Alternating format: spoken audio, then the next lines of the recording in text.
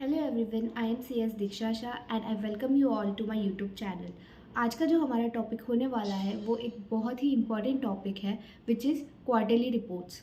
इस टॉपिक को लेकर मुझे बहुत सारे डाउट्स एंड क्वेश्चंस आते हैं कि क्वार्टरली रिपोर्ट्स हमें कैसे कब सबमिट करनी होती है, अगर नहीं करी तो क्या पेनल्टी आएगी।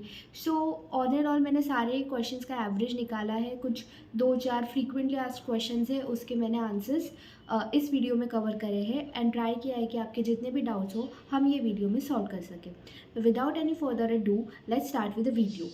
सो for a general introduction I would like to start कि क्वार्टरली रिपोर्ट्स होता क्या है इस बेसिक कंसेप्ट से, बिकॉज बहुत सारे लोग यहाँ पे न्यू हैं, बहुत सारे स्टूडेंट्स न्यू हैं, तो उन्हें नहीं पता होता शायद, एंड मे बी वो लोग अवेयर नहीं होंगे। इसलिए हम एक छोटा सा डेफिनेशन लेते हैं, एक ओवरव्यू लेते हैं कि क्वार्टरली रिपोर्ट्स होता क्या है। So basically, when you undergo 21 months articleship during your CS course, तो उसमें आपकी जो एम्प्लॉयर है वो आपकी हर 3 महीने में रिपोर्ट देते हैं ICSI को, इसलिए उसे क्वार्टरली रिपोर्ट कहा जाता है। क्वार्टर मतलब a period of 3 months, right.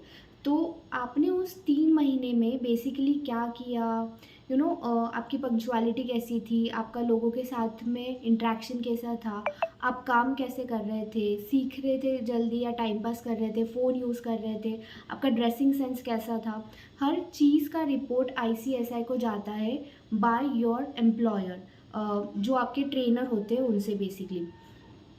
इसलिए 3 मंथ्स पीरियड में आपने क्या क्या किया, इसकी जो रिपोर्ट जाती है उसे हम क्वार्टरली रिपोर्ट्स कहते हैं। कौन देता है क्वार्टरली रिपोर्ट? तो जो आपके प्रिंसिपल होते हैं वो देते हैं। और एक और इसमें बहुत ज़्यादा इंपॉर्टेंट इन्फॉर्मेशन जाती है, वो होती है आपकी लीव्स। आपको जो अलाउड होती है, आई थिंक 51-52 डेज़ का लीव अलाउड है आजकल के टाइम पे। सो वो जो लीव्स होती है उसमें से आपने कितने लीव्स ये क्वार्टर में लिए हैं और अब आप कितने मतलब आपके पास में रिमेनिंग बचे हैं, उसका इन्फॉर्मेशन भी वो क्वार्टरली रिपोर्ट के अंदर जाता है। प्लस ड्यूरिंग द आर्टिकलशिप आपको एक प्रोजेक्ट रिपोर्ट तैयार करना रहता है, जिसका वाइवा होता है हमारे CLDP के टाइम पे, राइट। तो वो जो प्रोजेक्ट रिपोर्ट होती है आप बना रहे हो, तो उसमें आपका क्या प्रोग्रेस हो रहा है, आपने टॉपिक चूज़ किया है नहीं किया है, या आपने स्टार्ट किया है नहीं किया है, ये सब का रिपोर्ट भी वो क्वार्टरली रिपोर्ट में जाता है, ठीक है। So this was it for कि क्वार्टरली रिपोर्ट्स होता क्या है। अब नेक्स्ट डाउट जो लोगों के मन में आता है कि हमें ये क्वार्टरली रिपोर्ट कहाँ से देनी है, तो कहाँ से देनी है इसका कोई मतलब सेंस नहीं बनता है, क्योंकि आप नहीं दे सकते ये रिपोर्ट। ये आपका जो ट्रेनर होता है उनके स्टिमुलेट पोर्टल पे आपका लॉगिन, मतलब एक अलग से उनको लॉगिन ID पासवर्ड मिलता है, उसके अंदर उनके अंडर जितने भी आर्टिकल्स काम कर रहे हैं उन सब का इन्फॉर्मेशन होता है और उन्हें उधर ही सबमिट करना होता है। तो वो उनके स्टिमुलेट पोर्टल के लॉगिन ID और पासवर्ड यूज़ करके आप वहाँ से भर सकते हैं, बट ये आप नहीं भरते हैं, आपकी ट्रेनर का काम होता है भरना। बस आप उनको रिमाइंड करा सकते हैं कि प्लीज़ टाइमली हमारा भर दीजिए, या आपको इंश्योर करना रहता है कि आपके ट्रेनर जो है वो टाइमली आपका रिपोर्ट सबमिट कर रहे हैं, ठीक है। और अगला बहुत इंपॉर्टेंट क्वेश्चन है कि क्वार्टर हम कैसे काउंट करते हैं, क्योंकि बहुत सारे लोगों को क्या लगता है कि जैसे सपोज फॉर एग्जांपल आज 8 जनवरी 2025 डेट है, अगर मैंने आज आर्टिकलशिप ज्वाइन करी तो लोगों को लगता है कि मेरा 3 मंथ्स कब कंप्लीट होगा, 3 मंथ्स फ्रॉम ईयर 8 फरवरी, मार्च और अप्रैल। लोगों को लगता है कि मेरा 3 मंथ्स 8 अप्रैल को कंप्लीट होगा, और हमारा टाइम लिमिट क्या है कि with in 30 days of completing of 1 quarter आपको रिपोर्ट सबमिट करनी है। मतलब जब आपका क्वार्टर का एंड डेट होता है उसके 30 दिन के अंदर आपको आपकी क्वार्टरली रिपोर्ट सबमिट करनी होती है, राइट। तो क्वार्टर कैसे काउंट करना है, ये तब से काउंट नहीं होगा जब आपने ज्वाइन किया। जैसे अगर आपने आज ज्वाइन किया और आपने आज से 3 महीना गिन लिया 8 अप्रैल, और उसके 30 डेज़ गिन लिए कि 8 मई तक आपको देना है, तो ये रॉन्ग हो जाएगा। ये सिस्टम हमारा पहले हुआ करता था, ये जो सिस्टम की अभी हमने बात करी वो पहले हुआ करता था, पहले ये करेक्ट था। बट आजकल क्या चल रहा है कि आजकल ईयर को, कैलेंडर ईयर को क्वार्टर्स में डिवाइड कर दिया है। जनवरी टू मार्च एक क्वार्टर हो गया, फिर April to June, July to September and October to December, ऐसे 4 क्वार्टर्स कैलेंडर वाइज फिक्स हो चुके हैं। अब सपोज मैंने ज्वाइन करा 8 जनवरी को, वही एग्जांपल लेते हैं, तो मेरा फर्स्ट क्वार्टर कौन सा, मेरा फर्स्ट क्वार्टर का एंडिंग डेट क्या होगा? तो मेरा क्वार्टर एंड का डेट हो जाएगा 31 मार्च। जो अब मेरे पहले 3 महीने हैं उनका एंडिंग डेट हो गया, ठीक है। और मेरा क्वार्टरली रिपोर्ट सबमिट करने का डेडलाइन क्या आ जाएगा? तो 30 अप्रैल। विद इन 30 डेज़ करना है इसके लिए। तो 30 अप्रैल के पहले आपको आपका फर्स्ट क्वार्टरली रिपोर्ट सबमिट करना है। और फिर नेक्स्ट डे से तो रेगुलराइज ही हो जाएगा। फिर आपका नेक्स्ट क्वार्टर कब से होगा? जब 1 अप्रैल से लेकर तो जो आपका 30 जून तक रहेगा, ठीक है। और फिर 30 जून तक के क्वार्टर की जो मतलब आपकी सेकेंड क्वार्टरली रिपोर्ट होगी वो 30 जुलाई के पहले जानी चाहिए। 30 डेज़ है, 31 जुलाई तक, मतलब महीना नहीं पूरा काउंट करना है आपको कि 31 का महीना है तो 31 के पहले, 30 का महीना है तो 30 के पहले, नहीं। 30 डेज़ बोला है तो हमें डेज़ ही गिनने हैं। अगर 30 जून को ख़त्म हो रहा है तो हम जुलाई 30 के पहले अपना क्वार्टरली रिपोर्ट सबमिट कर देंगे तो ही ये करेक्ट मानते हैं, नहीं तो फिर 31 को ये लेट हो जाता है, राइट। इस तरीके से हमें क्वार्टर्स कैलकुलेट करने हैं और उसके डेडलाइंस कैलकुलेट करने हैं।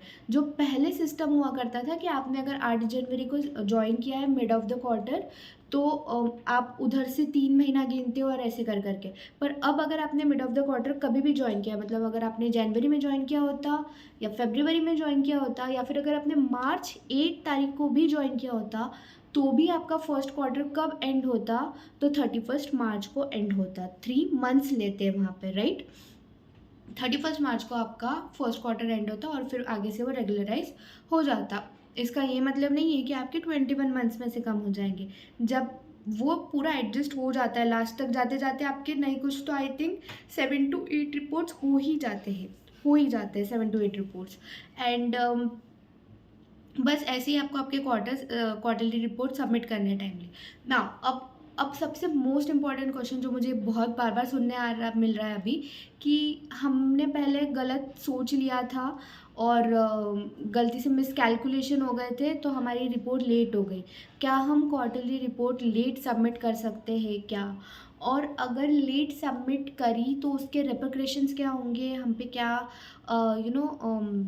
क्या एक्शंस ले सकते हैं आईसीएसआई, कुछ प्रॉब्लम हो सकता है या एनीथिंग लाइक दैट। तो अभी एट प्रेजेंट मोमेंट तो आप लेट रिपोर्ट्स भर सकते हैं, क्योंकि मुझसे भी 1 या 2 बार आई थिंक मिस हुआ था डेडलाइन, क्योंकि जो हमारा ऑफिस में वर्कलोड रहता है उस टाइम पे अगर आपका अक्टूबर महीने के जो आसपास वाला जो आता है आपका भरने का, तो वो बहुत बहुत हेक्टिक हो जाता है, क्योंकि आप प्रिंसिपल को भी बार बार नहीं टोक सकते क्योंकि उनके ऊपर भी बहुत ज़्यादा वर्कलोड होता है, फाइलिंग्स चल रही रहती इसलिए। तो 1 या 2 बार मेरे मिस हुए हैं। मैंने अराउंड 5 से 10 दिन बाद मेरी रिपोर्ट भरी थी तो कुछ नहीं, अप्रूव हो गया था। ऐसे कुछ डिसिप्लिनरी एक्शन हुए नहीं थे।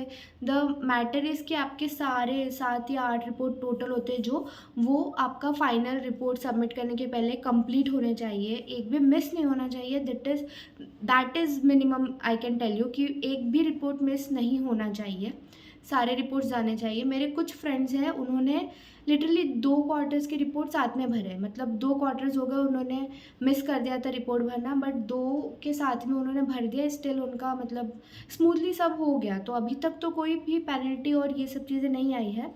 आगे फ्यूचर में नहीं पता, और हमें यहीं से तो टाइमली कंप्लायंसेस सीखने हैं, राइट। तो आप मेक श्योर करिए कि आप अपना टाइमली भर दें और टेंशन फ्री रहे किसी भी चीज़ को लेकर। बाकी अगर गलती से किसी का छूट भी गया है, किसी ने लेट भरा है, तो उसके लिए टेंशन मत लीजिए। आपका अप्रूव हो जाएगा रिपोर्ट और everything will be smooth and fine for now at least. आगे पता नहीं, मतलब आगे अगर ऐसे कोई करता है तो कहते नहीं आता है 1 साल 2 साल बाद आईसीएसआई क्या इस पे एक्शन ले ना ले, बट एट प्रेजेंट मोमेंट कोई पेनल्टी या कोई भी टाइप का रेस्ट्रिक्शन रिपरकशंस नहीं है फ़िलहाल, तो अभी आप भर सकते हैं। जस्ट मेक श्योर कि आपके सारे आर्टिकलशिप के रिकॉर्ड्स जो रिपोर्ट्स जितने भी है क्वार्टरली रिपोर्ट्स वो up to date and maintain रहे आपका फाइनल रिपोर्ट सबमिट करने के पहले, और उसी के साथ आपका प्रोजेक्ट रिपोर्ट भी सबमिट हो जाना चाहिए। प्रोजेक्ट रिपोर्ट को लेकर हम एक अलग वीडियो में डिस्कस करेंगे कि क्या प्रोजेक्ट रिपोर्ट होनी चाहिए, कहाँ पे इसका वाइवा होता है एंड एवरीथिंग, और टॉपिक्स क्या क्या हो सकते हैं, कहाँ से लेने हैं, मैंने क्या चूज़ किया था, वाइवा कैसे हुआ था, everything will be discussed over there. So for this particular video, I think I have answered almost everything related to quarterly reports. अगर आपके और कुछ भी doubts होंगे तो feel free to connect in the comment section and please like, share, subscribe my channel. और ये videos जिसकी भी काम है उसके साथ में ज़रूर शेयर करिए. Thanks और मिलते हैं हम लोग next video में. Bye bye.